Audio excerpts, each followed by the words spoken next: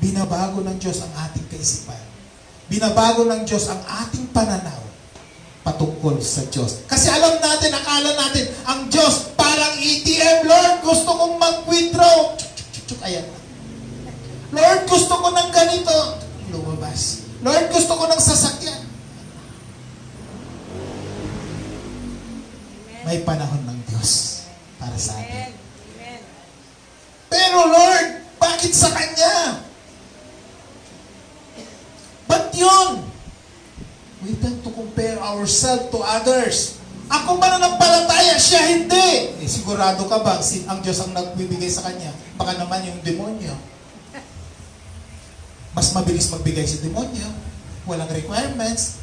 Basta pupunta ka lang sa Kanya, lalapit, Kanya ka na, bibigay niya. But then to our Lord, bago pa pumasok sa Kanyang kaharian, kailangang huhuhuwid ka niya, lilinisin ka.